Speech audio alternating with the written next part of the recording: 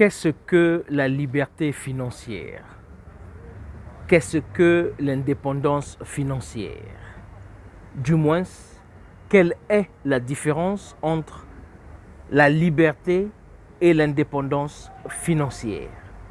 C'est de ce que nous allons parler dans cette vidéo, car j'ai reçu beaucoup de messages, beaucoup d'emails venant de vous me demandant « Mais Mike, quand tu introduis tes vidéos, tu as toujours tendance à spécifier ou bien dissocier la liberté financière de l'indépendance financière. » Alors, bien avant de commencer, je veux te demander 3 choses. La première des choses, c'est de t'abonner à cette chaîne Odyssée Academy, car sur cette chaîne, tu seras éclairé sur certains points, notamment dans l'entrepreneuriat, le business et l'investissement. La deuxième des choses, c'est de partager la vidéo. Partage cette vidéo autour de toi, car il y a des gens qui ont besoin, n'offusque que d'une petite information que je veux toucher dans cette vidéo ou dans cette chaîne.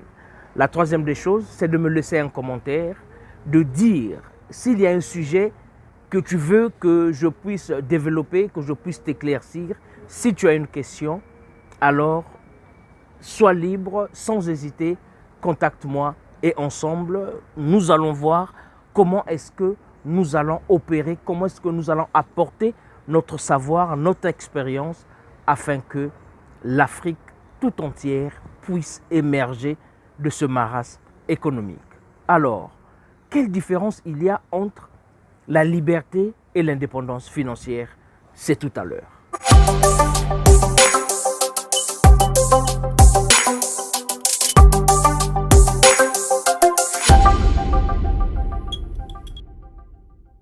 Salut et bienvenue sur Odyssée Academy, la chaîne YouTube qui te forme et qui t'informe sur les voies et moyens d'accession à la liberté financière et à l'indépendance financière.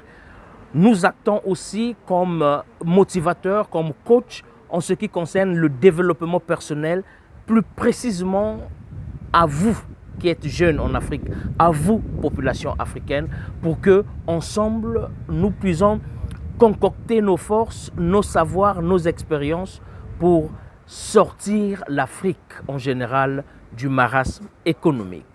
Alors, dans cette vidéo, comme je l'ai dit en introduction, je viens t'expliquer brièvement ce que c'est la liberté financière et l'indépendance financière.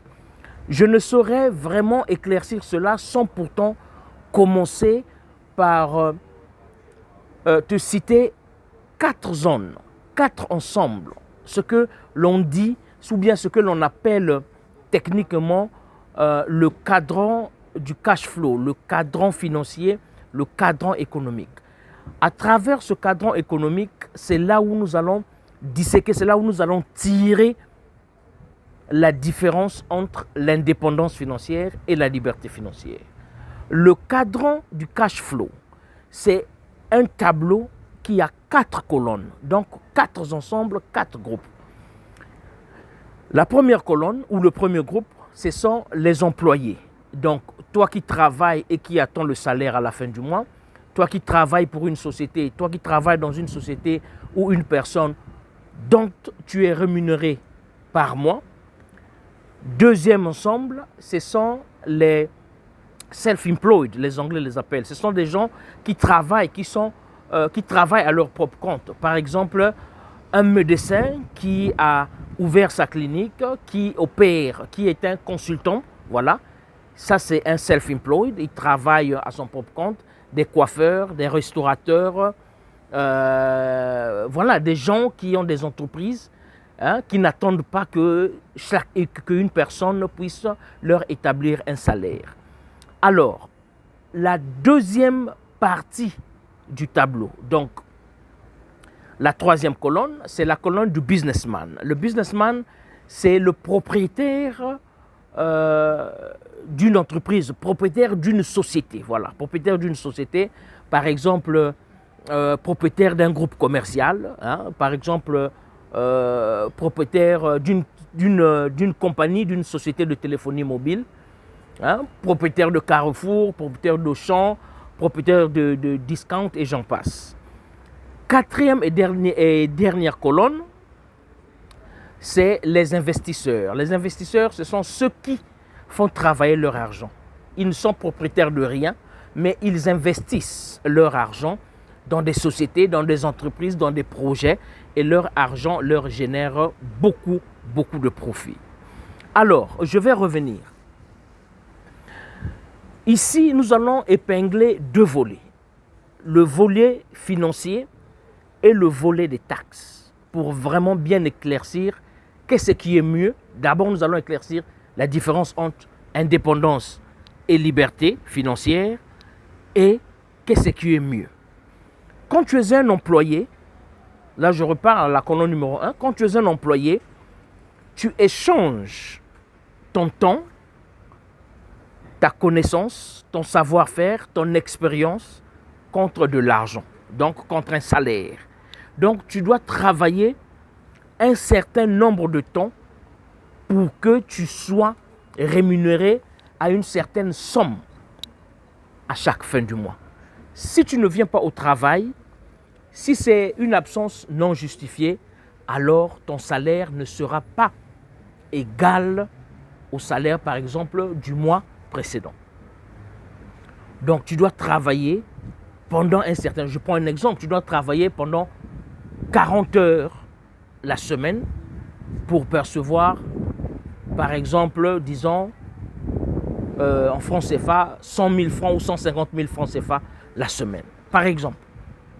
Ça, tu es un employeur. Maintenant, un self-employed, quelqu'un qui s'est installé à son propre compte, un restaurateur, un coiffeur, un médecin qui a ouvert sa clinique, un consultant, eux aussi, ils échangent leur savoir, leur expérience et leur temps contre de l'argent.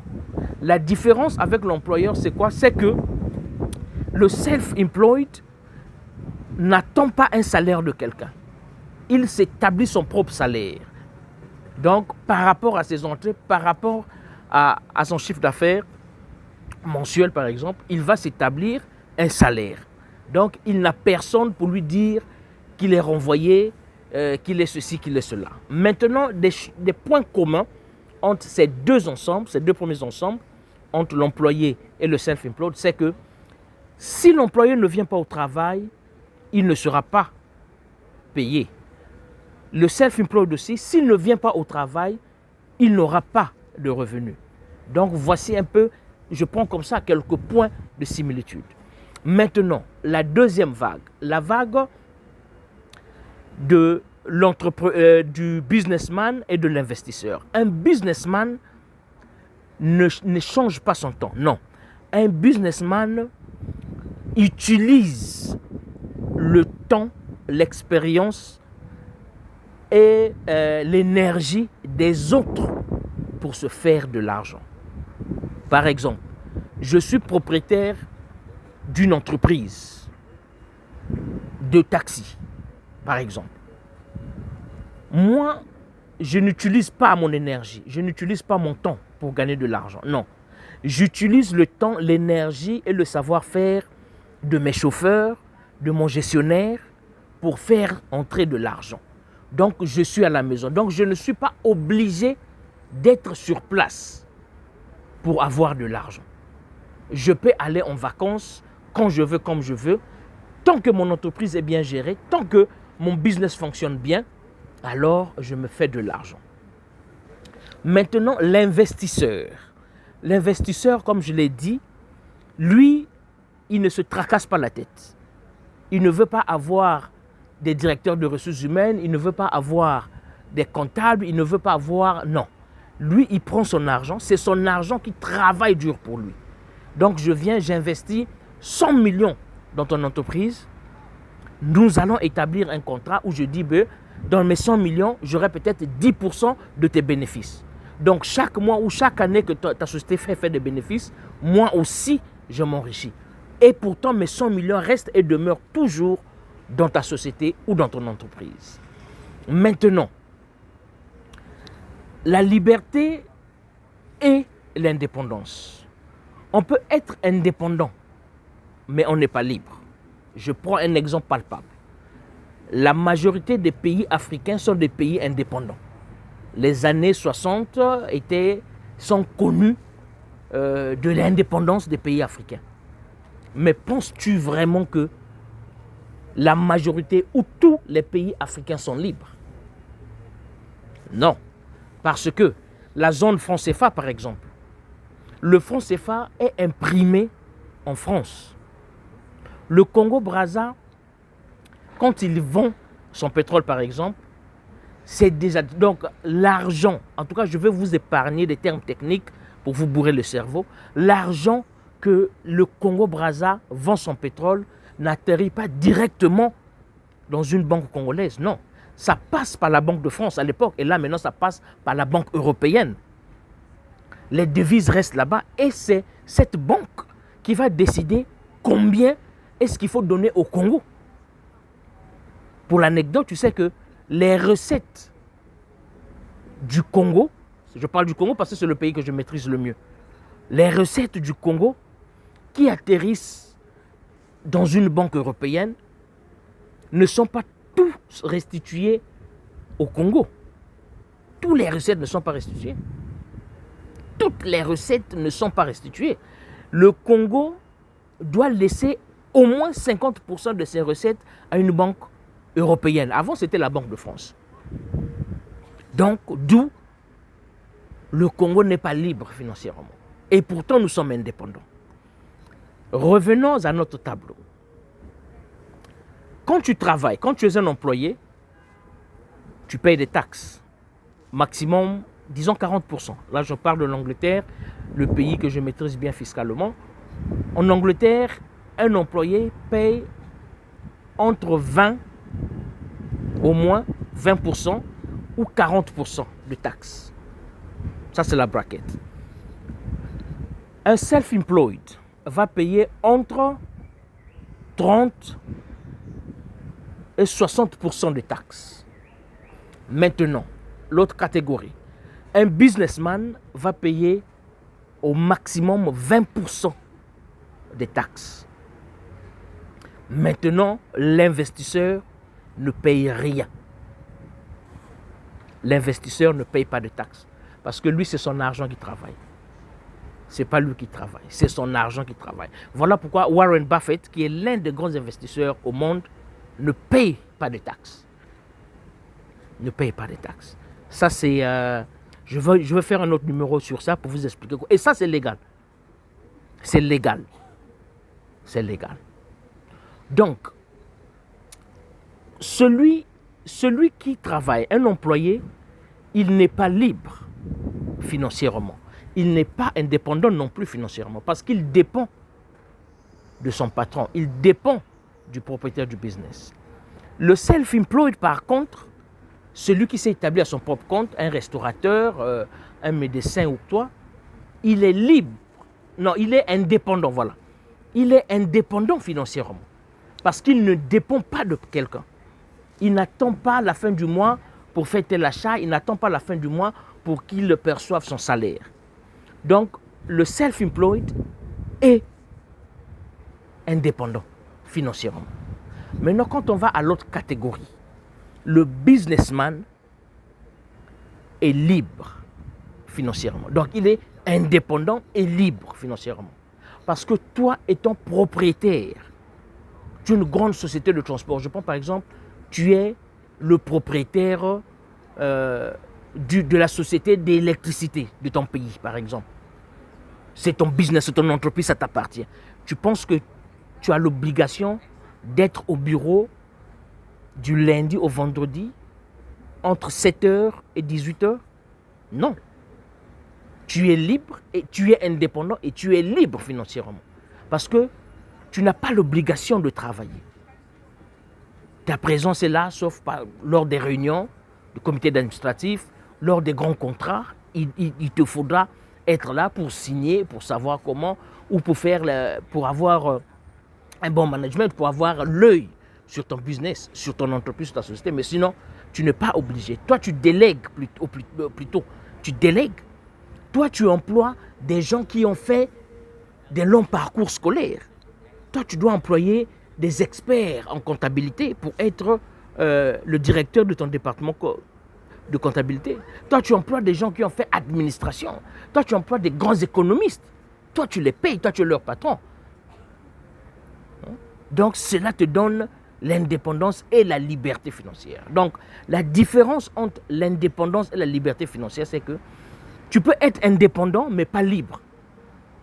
Tu peux être indépendant, oui, tu n'attends personne pour te payer ton salaire, mais tu as des obligations. Il faut aller travailler pour que tu puisses faire face à tes factures, tu puisses faire face au salaire de tes employés. Donc, tu as une obligation d'aller travailler. Si tu as un restaurant, il te faudra être là. Même si tu as d'autres chefs à côté qui peuvent t'aider, mais toi, tu dois être là pour bien suivre cela. Tu es indépendant financièrement, mais tu n'es pas libre. Tu es indépendant financièrement, mais tu n'es pas libre. Tu peux être chauffeur de ton propre taxi. Oui, tu es indépendant, mais tu n'es pas libre. Parce que tu dois travailler pour payer l'essence. Tu dois travailler pour payer les taxes. Tu dois travailler pour assouvir certains besoins. Si tu ne travailles pas, tu vas t'endetter. Si tu ne travailles pas, alors ta société va faire faillite. Maintenant, le businessman et l'investisseur, eux, ils sont indépendants et libres financièrement.